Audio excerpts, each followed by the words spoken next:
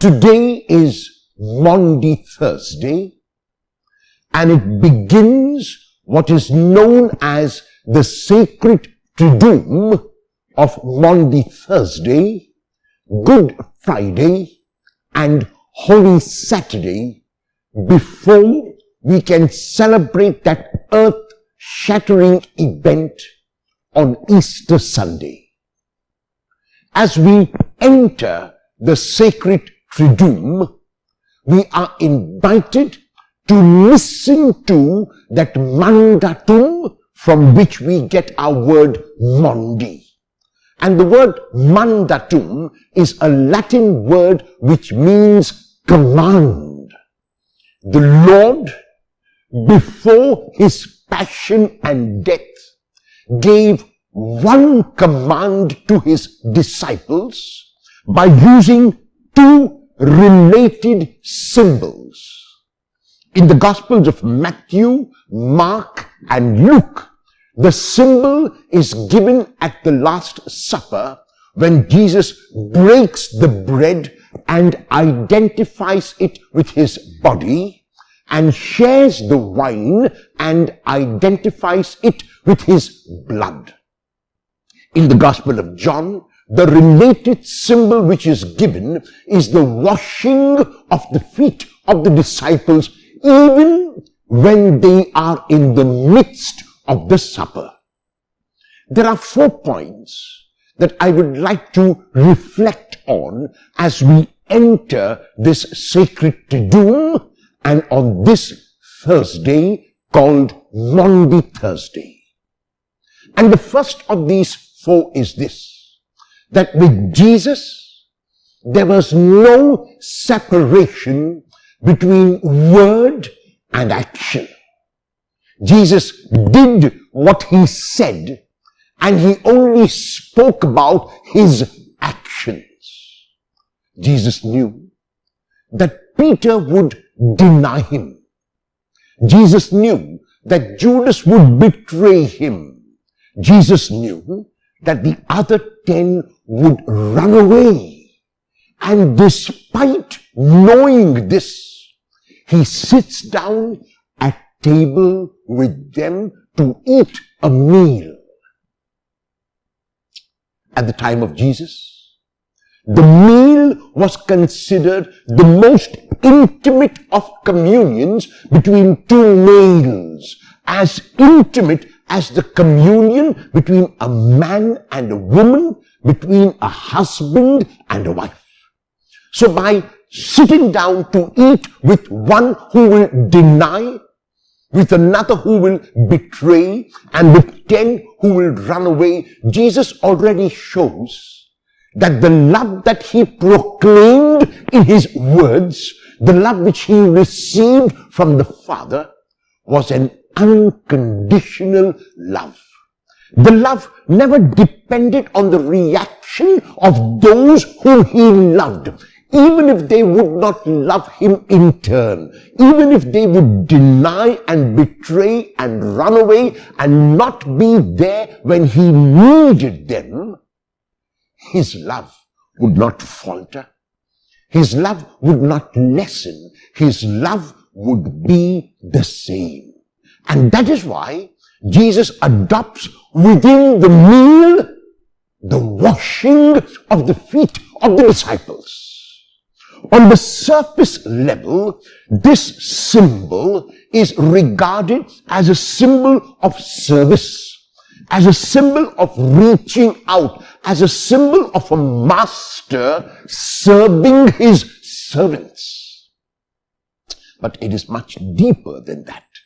And the reason why it is much deeper, and this is the second point for our reflection, is that Jesus washes the feet of his disciples not at the beginning of the meal, as was usually done as a sign of respect and honor to the guest who was invited. It was done within the meal, even as they had begun, even as they were eating. And when Jesus got up from his table, everyone would have been wondering what he was going to do.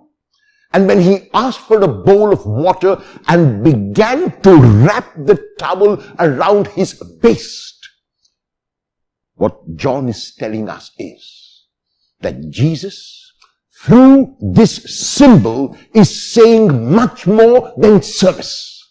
He is telling his disciples that their way of life must be like his. They must imitate him not merely in the act of washing the feet of others, but they must imitate him in the love that he pours out in this symbol. Service is only one part of this beautiful symbol. What is more important and what must be seen at the deeper level is the love with which Jesus does what he does. So through this symbol, and even through the symbol of sharing bread and sharing wine and identifying them with his body and with his blood, what Jesus is in effect saying is that their lives must be a eucharist. Their lives must be a thanksgiving. Their lives must be lives of reaching out. He's not telling his disciples, he's not telling us that once a year on the feast of Maundy Thursday, we must reach out in service and wash the feet of others. He's not telling us that we must do that only during the liturgy. What he's saying is that washing of the feet, that sharing of the bread and the wine was a symbol which points to a different reality, a reality beyond itself, a reality of unconditional love.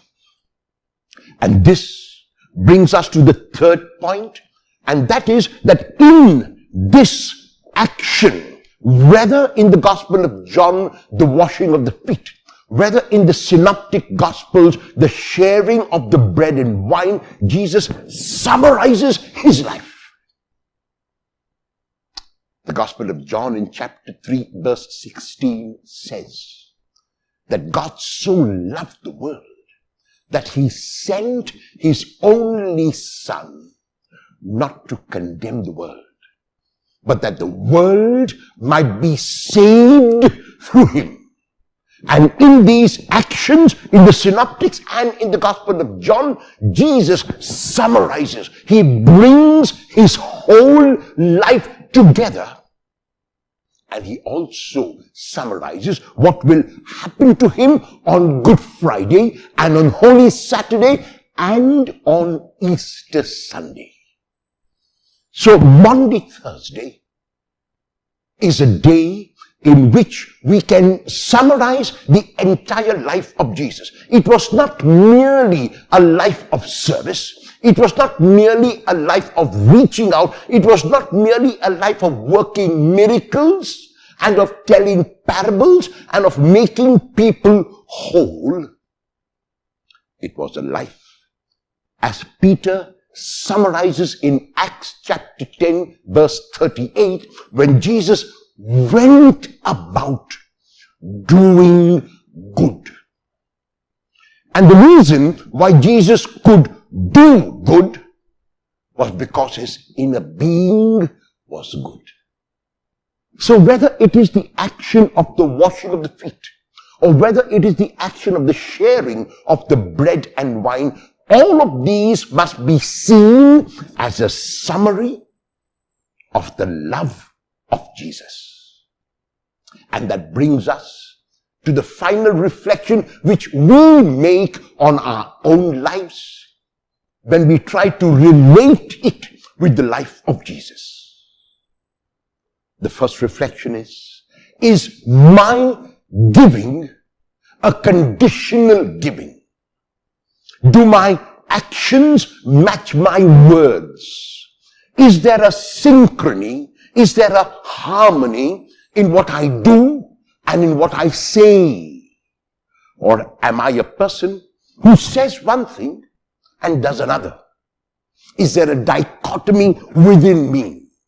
Am I a person who does not do what I say? This is the first point that we must ask ourselves. The second is my inner being good?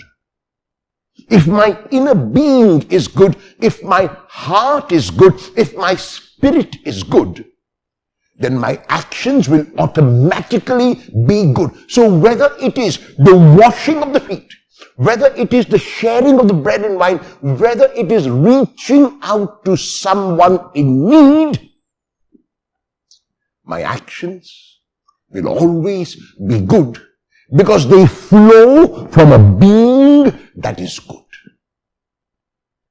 And finally, we need to ask ourselves whether our own lives, like the life of Jesus, can be summarized in one word: a life of love. As we enter into the sacred triduum, let us be inspired by our Lord, who held nothing back but gave himself up so that the whole of humanity, the whole of the cosmos might be saved.